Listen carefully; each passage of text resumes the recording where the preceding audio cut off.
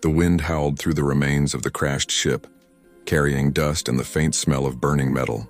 The ship had fallen years ago, yet some parts still glowed faintly like dying stars refusing to fade. Two small figures moved through the wreckage, their feet careful on the sharp ground. They were children, thin, pale, their skin a strange mix of human and alien colors glowing faintly in the dark. The older one, a girl of maybe 10, held the hand of her younger brother. His big black eyes shimmered with fear as he looked up at the giant shadow ahead. "Lyra," he whispered, tugging at her sleeve. "It's still here." "The dog," Lyra didn't answer. Her heart pounded in her chest. She could see it too, the massive metallic shape moving slowly near the remains of the ship's central gate. The mechanical guard dog, once built to protect humans, now wandered the ruins like a ghost. Its body was made of shining armor plates and its eyes glowed deep red. Whenever it stopped, you could hear the sound of gears turning inside its skull like breathing made of metal. The children crouched behind a fallen pipe. "We have to go inside," Lyra whispered. "Mama's still there." Her brother shook his head, tears forming. "But it doesn't let anyone pass. It killed the scavengers last month." Lyra clenched her jaw. She remembered the stories, too. Grown aliens and humans who tried to reach the wreck looking for tech to sell, only to be torn apart by the mechanical beast. But her mother wasn't like them. Her mother had worked on this ship. She had been a healer, a medic who cared for both human and alien wounded during the war. When the ship crashed, everyone thought she had died. But Lyra had never stopped hearing her voice in dreams. "Take care of your brother. I'll find you again." Now, after so many years, strange signals had started coming from the wreck. Faint beeps, radio whispers that no one could understand except Lyra. The voice in those broken signals had said one thing, over and over again. "My children." That was why they had come. Even if it meant facing the monster. The dog turned its head suddenly, red eyes locking on the shadows where they hid. It sniffed the air, an eerie mechanical sound, and growled. The sound echoed like thunder in the quiet night. "Stay still," Lyra whispered, pulling her brother closer. Her hands trembled, but she held him tight. The dog's claws scraped the ground, sparks lighting the dust around its feet. It started moving toward them, slow and heavy. "Lyra," the boy whimpered. "It sees us." The girl's mind raced. She remembered what her mother once told her about these guard dogs, machines that could recognize faces, voices, even heartbeats. Maybe somewhere deep inside it would still remember their mother. When the dog reached them, its shadow covered them completely. It lowered its head, growling, steam hissing from vents along its neck. Lyra stepped forward slowly, raising her hands. "Please," she whispered, voice shaking. "We're not here to steal. We just want to see Mama." The machine froze. Its eyes blinked once, then again, slower. A low sound came from its chest, not quite a growl this time, almost. Confused, Lyra took a small step closer. "You remember her, don't you?" she said. "The doctor. The one who fixed your leg when you were hurt." Something flickered in the dog's red eyes, a faint blue light deep inside. For a moment, Lyra thought she saw something human in that machine. Then the light vanished, replaced by red again. The dog roared, its head snapping up, and a beam of warning light shot from its sensors, sweeping across the wreck. Lyra grabbed her brother and dove aside as the light cut through the dust. The machine stomped forward, its claws tearing up metal sheets, sending sparks flying. "Run!" she shouted. They sprinted toward a narrow gap under a broken cargo ramp. Behind them, the dog let out a metallic bark and leaped. The ground shook as it landed just meters away. Lyra pushed her brother through the gap first, then crawled after him, scraping her hands and knees on the rough edges. The dog's metal jaws slammed shut where she had been a second ago. Sparks burst out, showering her hair with orange light. Inside the gap, darkness swallowed them. The air was thick with dust. Lyra coughed, holding her brother's hand tight. They crawled deeper until they reached an open space, the ship's maintenance bay. Faint lights flickered along the walls. Old human writing glowed on the panels. "Warning, reactor bay sealed." The boy looked around, eyes wide. "It can't come here, right?" Lyra listened. The dog's footsteps echoed faintly above them.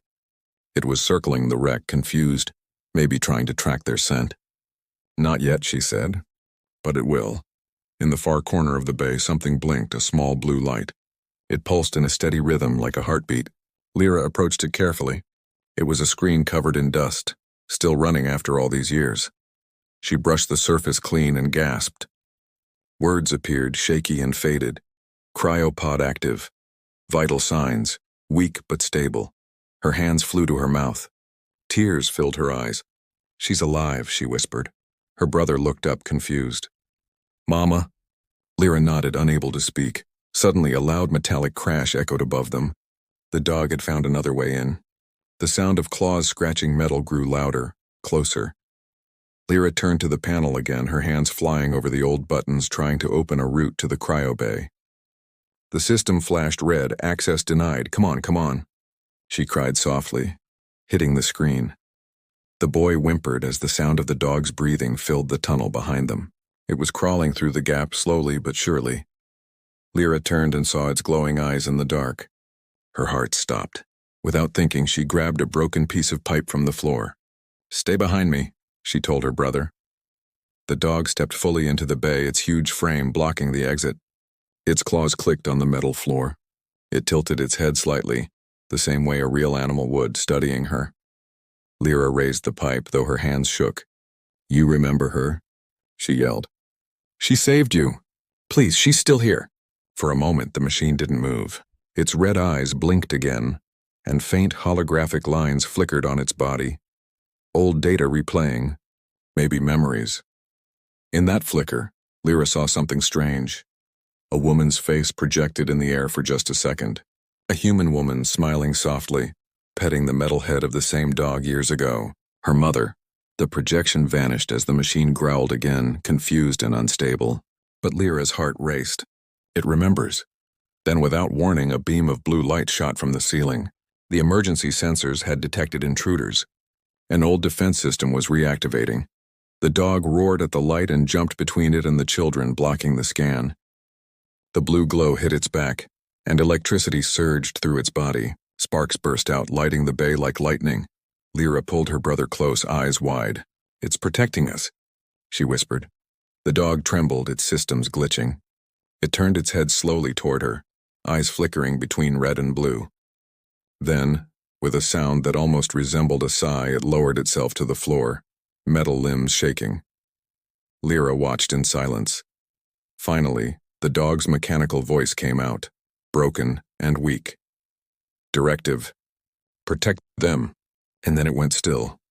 The bay fell silent again. Only the faint hum of the cryo system remained. Lyra dropped the pipe and ran to the console.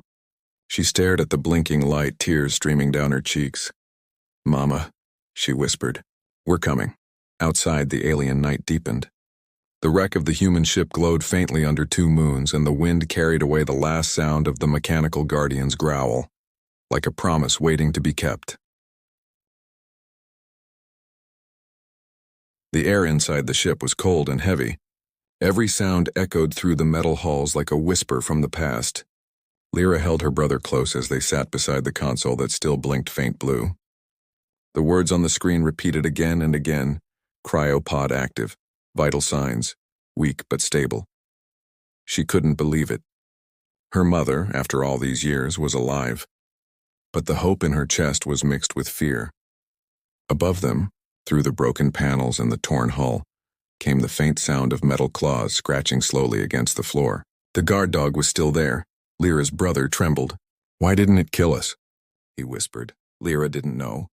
The machine could have torn them apart, yet it hadn't. When the defense light hit, it had shielded them. She remembered the words that came from its broken voice. Directive. Protect them. She looked at the faint scorch marks on its body where electricity had burned through its plating. It had taken the hit for them, but why? She walked back toward the tunnel entrance. The faint glow of red eyes flickered beyond the shadows. The mechanical dog wasn't moving much. It was lying on its side, smoke curling up from its damaged circuits. Lyra hesitated, then whispered to her brother, "Stay here." He shook his head in fear. "No, Lyra. It'll wake up." "I have to see," she said softly. "It saved us." She took a slow step toward the creature.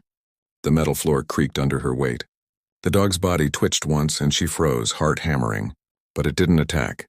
As she got closer, she could see that the once shining armor was rusted and scarred.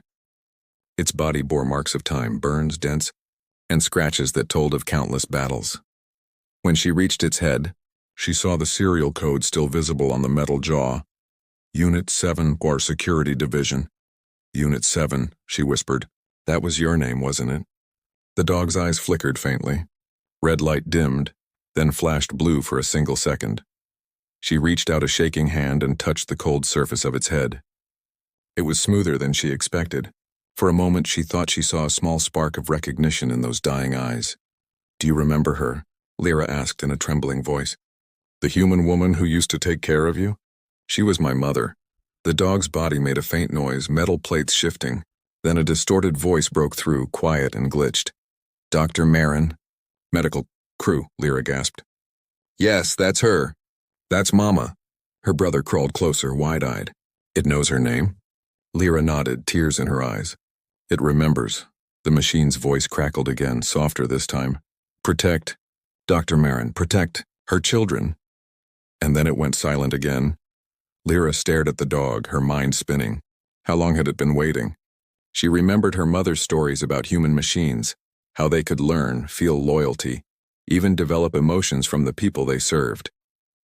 But this was more than that. This creature had kept its promise for years.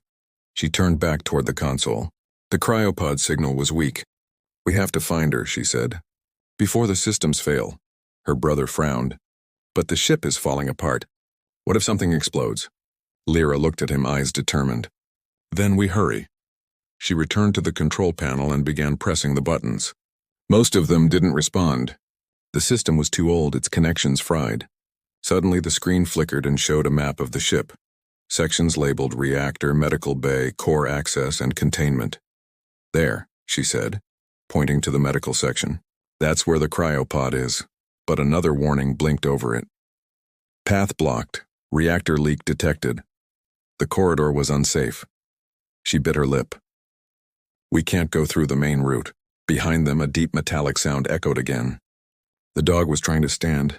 Its legs shook under its weight. Its red eyes glowed faintly and its chest made a low humming noise as its systems restarted. Her brother screamed and hid behind her. Wait, Lyra shouted quickly, raising her hands. Don't attack! We just want to find Mama. The machine stopped, frozen mid-step. Its sensors scanned her again, the light passing over her face, then over her brother's. After a few seconds, it lowered its head. Lyra took a deep breath. Can you show us the way? You were made to protect her, right? She's still alive. You can help us. The dog tilted its head slightly, as if thinking. Its voice came again, broken but clearer than before.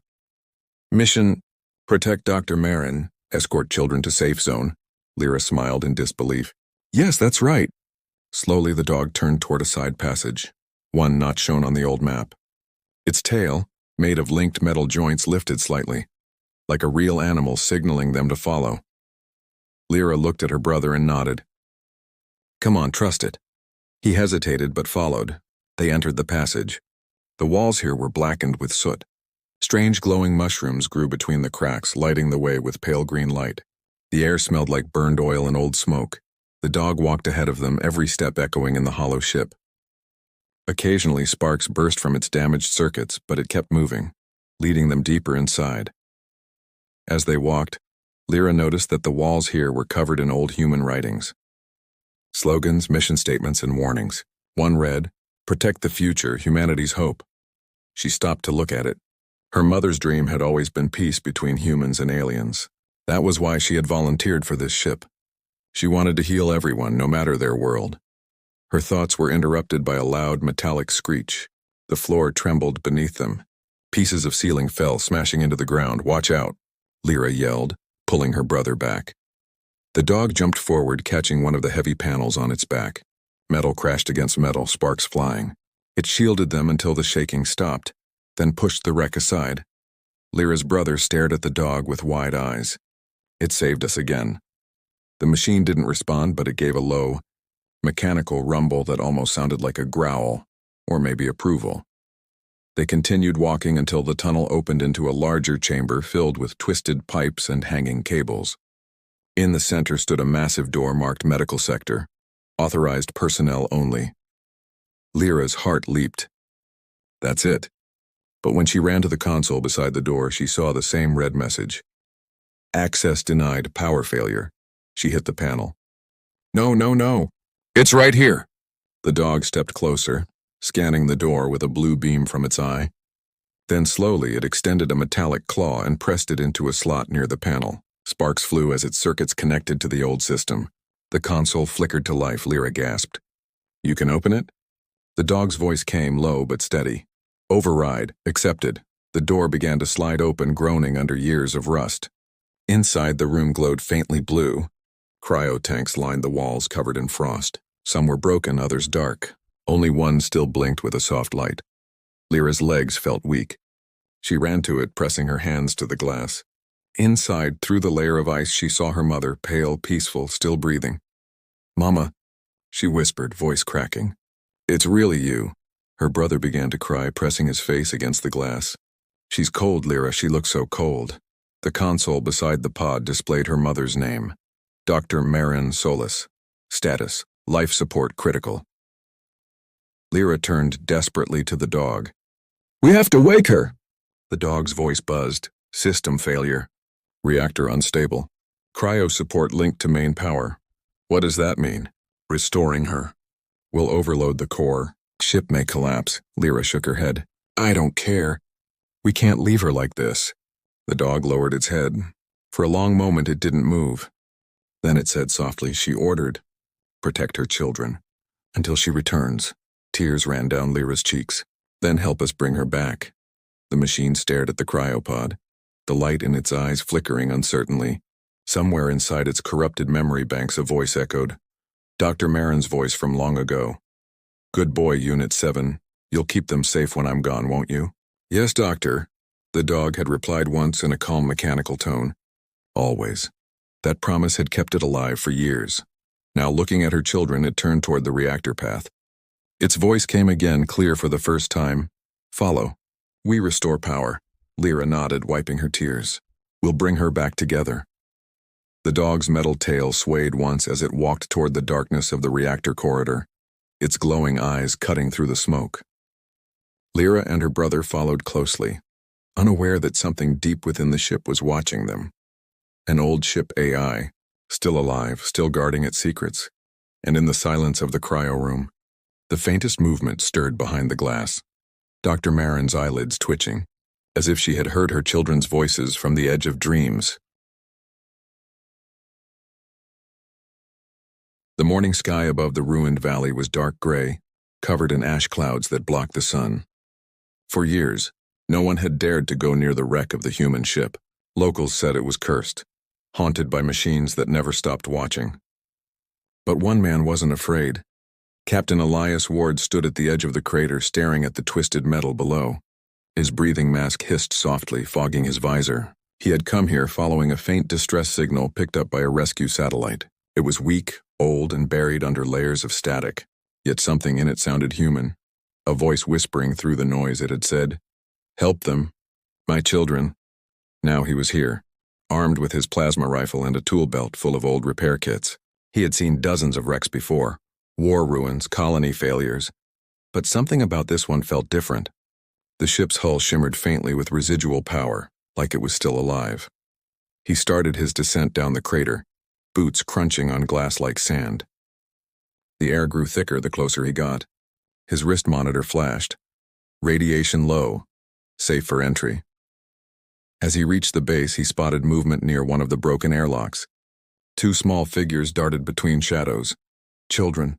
He blinked in surprise. What the hell? He turned on his helmet light and aimed it toward them. The beam caught their faces. A girl and a boy, both covered in dust with strange faint marks on their skin that glowed faintly blue. Not fully human, but not alien either. The girl froze, shielding her brother behind her. Her eyes were wide but fierce. Don't come closer, she shouted. Elias raised his hands. Hey, it's okay, I'm not here to hurt you. The girl didn't lower her guard. Who are you? Captain Elias Ward, he said calmly. Rescue Division. I picked up a signal from this wreck. He looked around. What are you doing here? This place is dangerous. The boy peeked from behind his sister. We're looking for our mama. Elias frowned. Your mother? She's inside, the girl said firmly. She's still alive. Elias hesitated. He had seen hundreds of ships like this, broken, burned, lifeless. Survivors didn't last hours, let alone years. Yet there was something in her eyes, that desperate, stubborn hope that made him pause. Then he noticed the deep claw marks on the ground. Big, heavy ones. He raised his rifle slowly. "You kids aren't alone, are you?" Before she could answer, a sound echoed from the shadows, a low, metallic growl that made his blood run cold. The ground vibrated. A massive figure stepped into the light. Elias froze. It was a machine, shaped like a wolf but larger than any creature he'd seen. Metal plating covered its body, red eyes glowing in the dark. Its jaws were filled with rotating teeth of steel. "Back!" Elias shouted, pulling the kids behind him. The dog growled again, crouching low. "It won't listen," the girl cried. "Don't shoot it." Elias didn't trust her words, not yet. He aimed his rifle at the machine's head. The dog's sensors locked onto him immediately, light flashing red. Then, without warning, it charged. Elias dove to the side, firing a burst of blue plasma. The shots hit the dog's shoulder, blowing sparks but barely slowing it down. It leaped over him, claws slicing through the air, landing between him and the children. "Lyra, run!" the boy screamed. The dog turned toward them, growling, but something stopped it. The girl stepped forward, her hands raised. "Unit 7, she shouted. "Stop. You remember Mama?" "You remember her." The machine hesitated. Its claws scraped the floor, sparks flying. The red glow in its eyes flickered blue for a second. Elias watched, shocked. The dog seemed to understand her. He lowered his weapon slowly. "It knows you?" The girl nodded quickly. "It was my mother's guardian. She took care of it." Elias looked from her to the machine. "Impossible. These units were built only for human commands." "She was human," the girl said. "Dr. Marin Solis, that's our mother." Elias felt a chill. He knew that name. Dr. Marin Solis, a famous xenobiologist who disappeared years ago when her research vessel crashed during an evacuation mission. No one had ever found the wreck. Until now, he stared at the girl. "You're saying you're her children?" She nodded, tears in her eyes.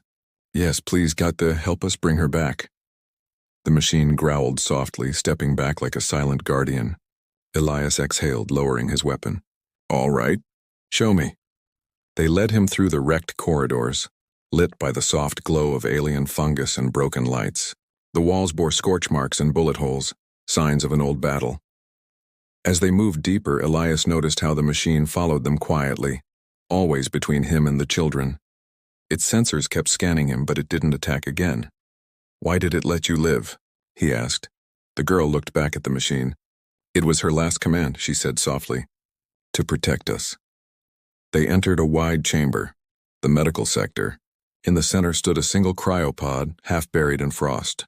Inside lay a woman, pale, peaceful, her body preserved in ice. The monitor beside her blinked weakly.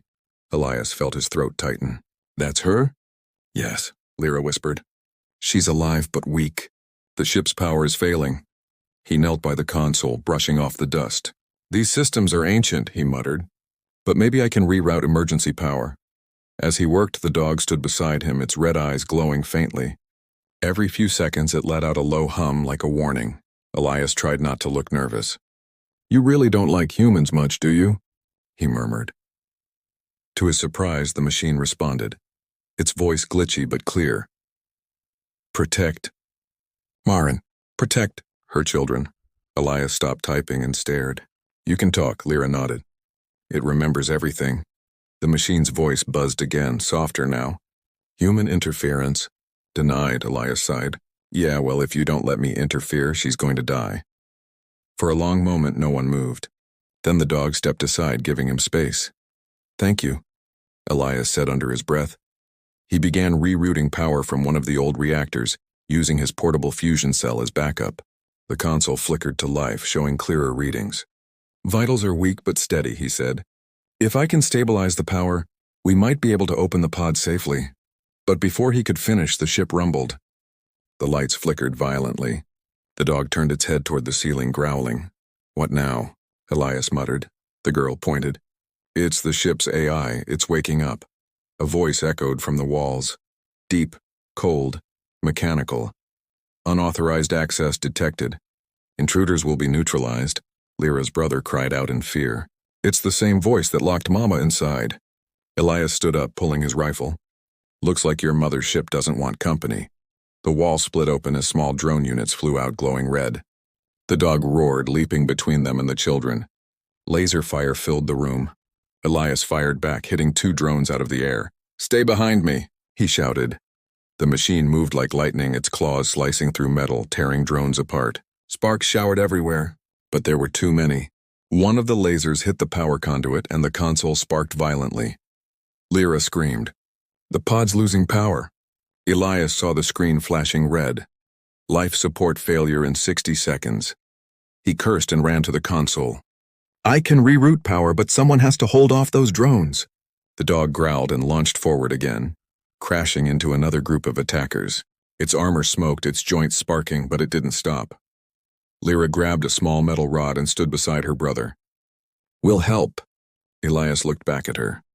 "Kid, you—" But before he could finish, a bright light filled the chamber. The AI's voice thundered again. "System override denied. Terminate all intruders." The ground shook violently. The reactor deep below them began to hum. Unstable, dangerous. Elias slammed his hands on the console. Come on, come on." Finally, the cryopod's lights turned green. The ice began to melt. Inside, the woman's fingers twitched. Her eyes moved under closed lids. "She's waking up," Lyra cried. The dog stopped fighting for a moment, turning toward the pod. A soft human voice came from the speakers, weak but clear. "Unit 7. Protect them." The machine froze. Its blue light returned bright and steady. It let out a deep metallic roar, turning back toward the drones. This time its attacks were faster, stronger, almost furious. Elias stared, amazed. "It's fighting for her." Lyra ran to her mother's side, pressing her hands to the glass. "Mama, please wake up." The woman's eyes slowly opened, unfocused at first, then locking on her daughter's face through the foggy glass. Her lips moved weakly. "Lyra?" Tears streamed down the girl's face. "Yes, we found you." The pod hissed as it unlocked. The door opened, releasing a wave of cold air. Elias helped her mother sit up, wrapping a blanket around her. "Easy, Doctor," he said softly. "You're safe now." But Dr. Marin shook her head weakly. "No, not yet. The AI, it's tied to the reactor. If it collapses, we all die." The floor trembled again, the sound of distant explosions echoing through the halls. Elias looked at the dog. Its armor was scorched, one leg barely functional, but it stood firm, growling at the sealed door that led deeper into the ship. "We stop it," Elias said, "or no one leaves alive." Dr. Marin nodded slowly, her eyes tired but determined. "Then we finish what I started." Outside, the red lights of the ship pulsed brighter, like a heart beating faster, the ancient AI preparing for war. And deep within its corrupted core, it whispered the last command it still remembered. Eliminate all threats to the mission. The real battle was about to begin.